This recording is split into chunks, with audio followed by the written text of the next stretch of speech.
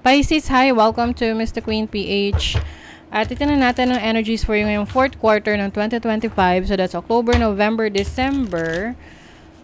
So this is a general reading. So maaari kayong makarelate, maaring hindi. Just take what resonates. And kung interesado kayo sa private reading, meron tayong 50% discount sa mga tarot reading services. Hanggang September lang yan, no? Hanggang September 30. So mag-book na kayo. Kasi konti na lang yung slots na natitira.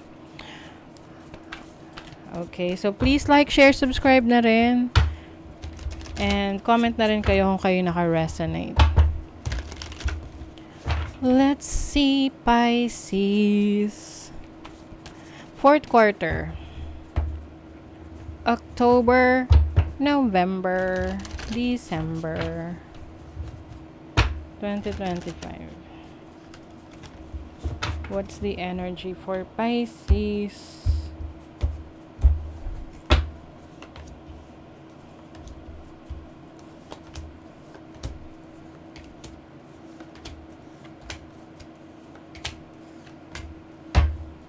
Okay.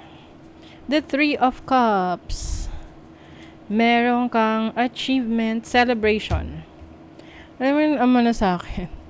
Yung narinig kong kanta. Ano yung, celebrate good times, come on. O, diba? May celebration. It's a celebration.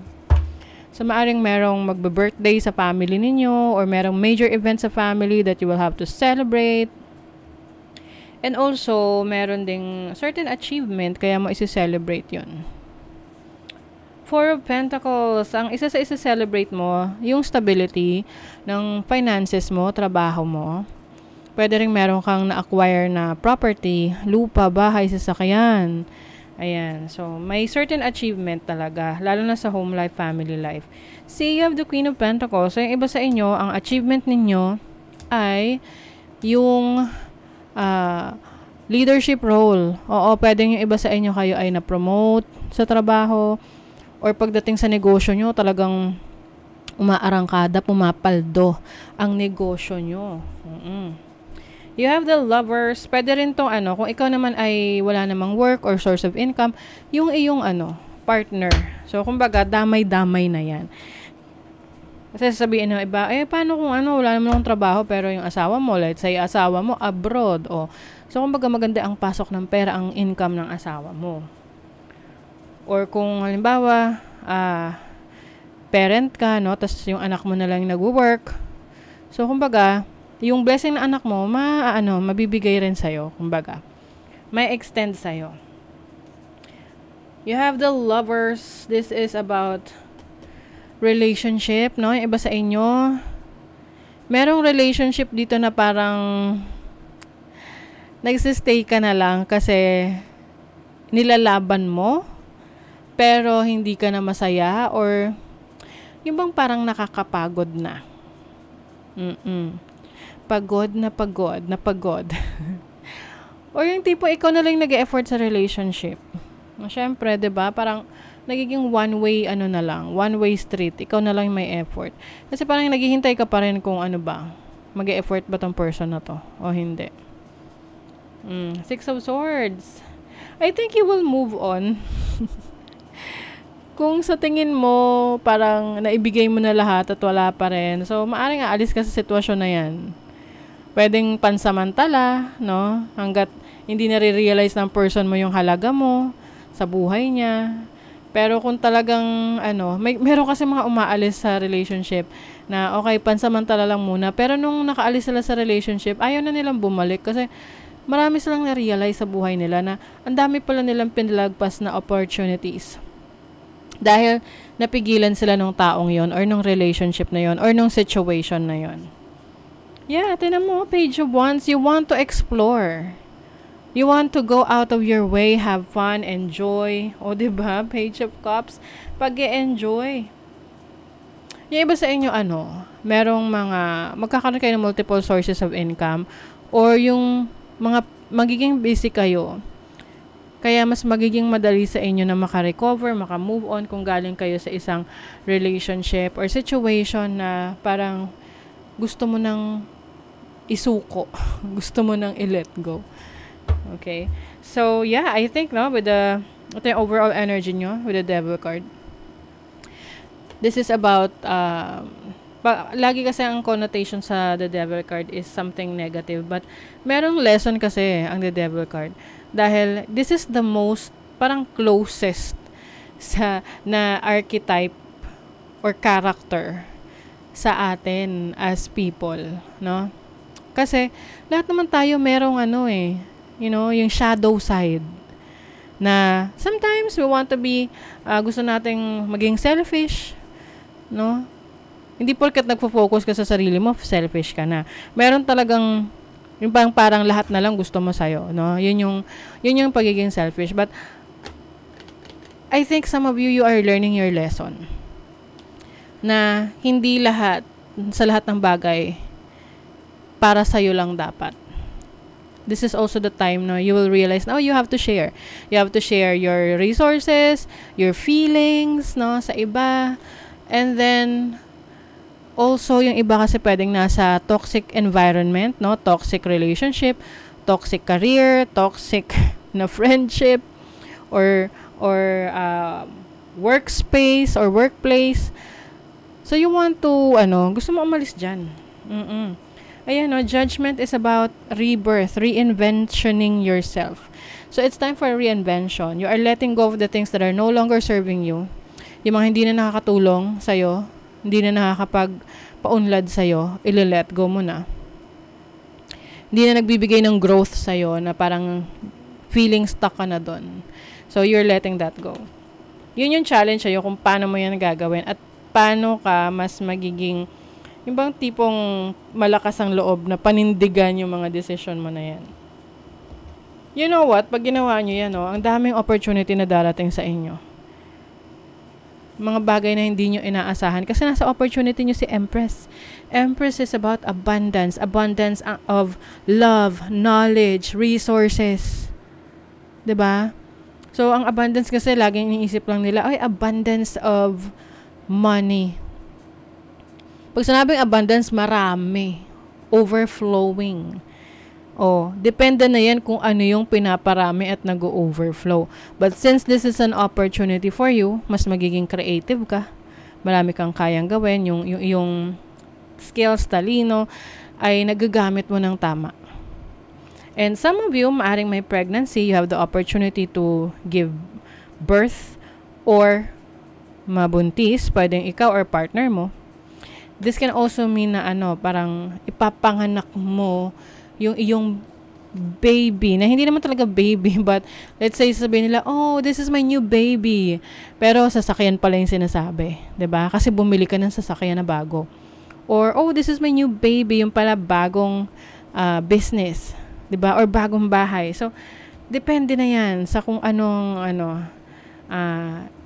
magsisimula or parang ipapanganak mo na matagal mong in-effortan, trinabaho. And finally, it's coming to fruition. Nakikita mo yung resulta nun. And then, your blessing is the world. Ang ganda. The world is about accomplishment. So, yung blessing mo is marami kang accomplishment. Ngayong 4th quarter, marami kang ma-achieve. Mga goals mo. Yung mga bagay na gusto mo nang tapusin. Kasi the world is also like a culmination or ending of a chapter. Natapos siya kasi successful. Ganon. Example, graduation. Graduate ka. Natapos mo. Kaya successful ka. 'Di ba? Natapos mo graduate ka. So, ganon yung energy ng the world. It's about accomplishing things that you have worked for. Na talagang trinabaho mo. Now, sa yung money, career, finances, mas magiging, ibang hindi ka ganun parang nagmamadali. No? Temperance is about patience, waiting for fruition. Kumbaga, alam mo kung ano yung para sa'yo, alam mo kung ano yung hindi. So, pagdating sa business, career, finances mo, alam mo yung effort na binibigay mo at alam mo rin kung kailan mo yun makukuha. 'Di ba? So, you know your time will come kapag para sa'yo talaga yung blessing or success na yon. Kasi definitely may success dito. Okay? Lalo na sa November. You have the Seven of Pentacles sa relationship. Maaring meron kayong hinihintay person that will reach out sa'yo, ini-effortan mo, or parang may minamadali ka rin na resulta para sa isang relationship or connection that you're dealing with. May mga ano kasi, hindi naman natin kailangan madaliin. Kailangan lang natin maghintay kung willing tayong maghintay. Kasi yung iba, ayaw nila maghintay. So ngayon, nasa sa'yo yun kung maghihintay ka. Kasi kung nag-e-effort ka naman, then definitely there is something na makukuha mong reward sa paghihintay na yan. Now, yung October energy, busy. Ang dami mong ganap, Pisces. Marami kang pinagsasabay-sabay na responsibilities. So just make sure na kaya mong i-handle para hindi ka ma-stress, hindi ka ma-drain, 'di ba? So, November, ito yung sinasabi ko sa inyo, successful, no? Meron kang mga achievements ngayong November. November is like the month for you na kung saan parang, alam mo yun, hindi natatapos yung blessing. Like, one achievement to another achievement, ganyan. So, you will be celebrated. Maaring merong rewards, awards, recognition na marireceive ka. May mga admiration din, mga taong nagkakagusto sa'yo or someone who wants to be with you because they like your energy. Your energy is someone na parang may Midas touch na lahat ng hawakan mo ay umuunlad or lumalago. 'Di ba? And then, pagdating ng December, merong ending. Okay? There's something that you need to let go of or to cut off sa buhay mo. Ito yung sitwasyon na talagang parang alam mo sa sarili mo na tapos na, hanggang doon na lang. Pwedeng sa relationship to, no? Na alam mo na ginawa mo na yung best mo pero hindi pa rin talaga. Parang yung I did my best but I guess my best wasn't good enough, 'di ba?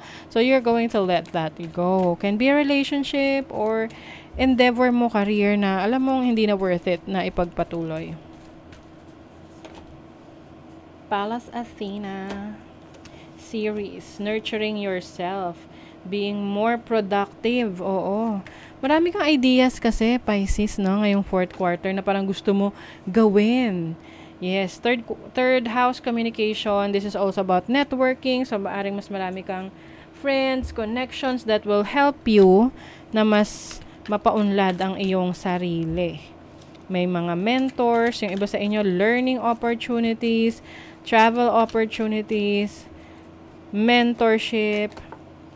Pay attention to your finances. Meron kang kailangang bigyan ng atensyon sa kaperahan mo. Kumbaga mas alerto ka. Ayan. O, nag-agree yung ilaw.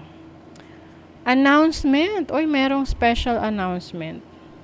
Maaring may importanteng announcement, ikaw, or may marireceive ka na importanteng announcement ngayong fourth quarter.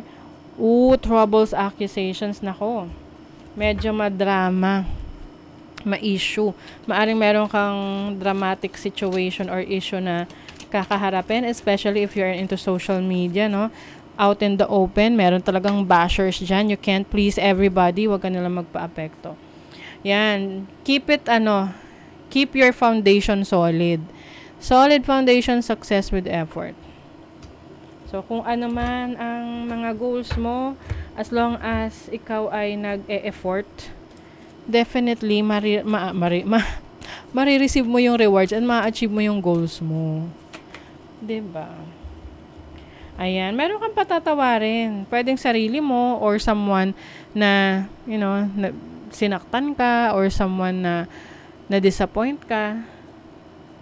And you are going to shine. So, parang ang ile-let go mo rito yung pain, sama ng loob. Nagpapatawad tayo hindi para doon sa tao na yun para sa sarili natin, para hindi na natin dinadala yung bigat ng sama ng loob na yun. And that's the time na mas magsha-shine ka. You will shine, you will rise above. Oh, 'di ba? So that is your reading, Pisces. Thank you so much. See you again.